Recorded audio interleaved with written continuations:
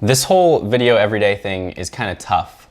I'm running out of ideas and running out of creativity. So on a day like today, where I haven't filmed anything or thought of making the video really until 10 p.m., I'm going to do something that I know really well. I'm gonna do a quick little tutorial on how I do time lapses. I'm not gonna get super in depth with it. This is really just for anyone who's kind of interested in the process of how you process a time lapse. I'm gonna show you what applications I use and kind of just the general workflow. What I won't be covering today is how I shoot the time lapse. So assuming I went out, I shot the time lapse, I brought all the files back, now I have a bunch of raw photo files. I use 3 applications to process the time lapse. One of them is Lightroom, one of them is Adobe Premiere Pro, and one of them is LR Timelapse. LR Timelapse is a program built by an independent developer.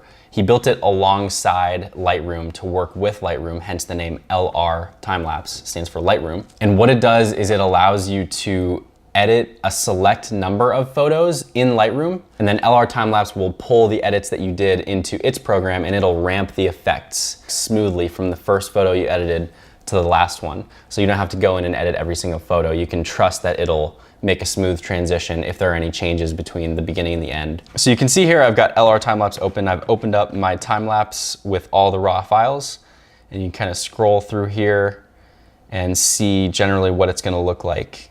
This is in Bergen, Norway at the airport, and we were just about to board this flight, this plane that came in up to Buda, which took us up to Lofoten. So this line right here, this blue line, is the exposure. And you can kind of see that the exposure doesn't change too much, so this one won't be too difficult. So knowing that the exposure isn't changing too much, I'm gonna go ahead and hit the keyframes wizard. I'm gonna make 2 keyframes.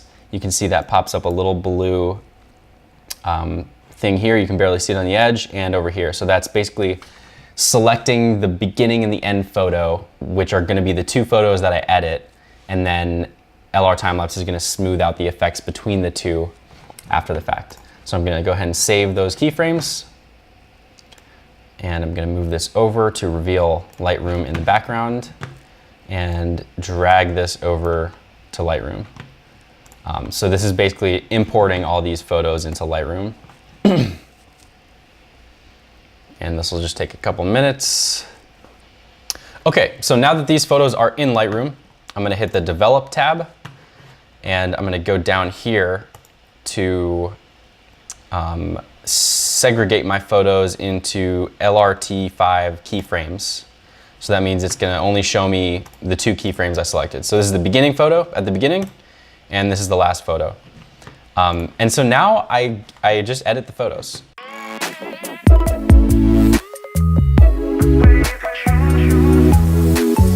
Okay, so now that I've edited the photos, I'm gonna hit Command S to save all the metadata. The metadata is basically just all these changes that I made to the photo. Like, it's the data about the data, which is the photo. So now that those 2 are saved, I'm gonna go back into Lightroom, hit back into LR Timelapse, hit Reload, and you'll see this white here has sort of bumped up here.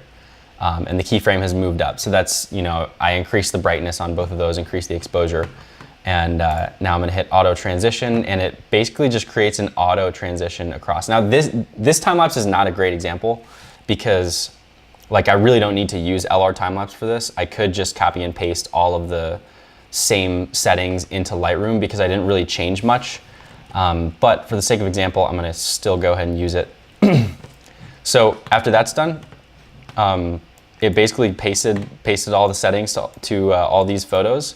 And the next thing you do is just hit Visual Previews, and it's gonna render out previews for what the time lapse is actually gonna look like.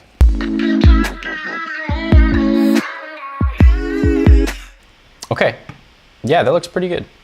So now all the metadata is saved in LR Timelapse. So I'm gonna go back into Lightroom, locate my full entire sequence with all the photos, select every single one of them, right click, go to metadata, read metadata from files.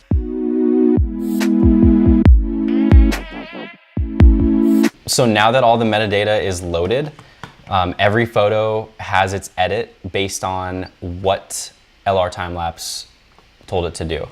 So this is the most exciting part of the whole process, where you export all the photos and you just wait for like 30 or 40 minutes, depending on how fast your computer is.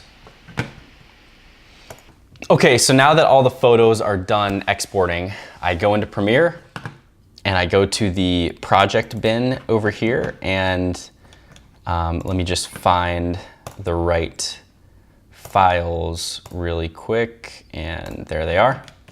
So these are all the files.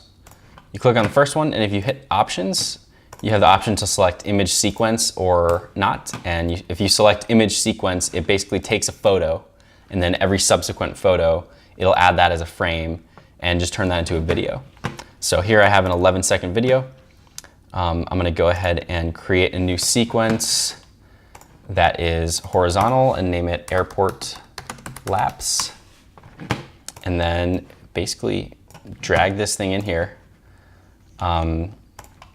The size is a little different, so I'll have to adjust that a little bit. That's basically it. After that, you can play the time lapse. It might lag a little bit because it needs to render still. But yeah, you play the whole thing and plane pulls up, clouds are moving, and that's it. From there, you can crop it however you want. You can adjust the colors a little more. I rarely ever do that. But you just export it, and then there you go. Oh, you can also speed it up and slow it down. So like you can speed it up so it goes way faster, or you can set keyframes so that there are certain times when it goes faster, everything like that. Either way, I'm just gonna leave this one how it is and kind of export it. And here it is.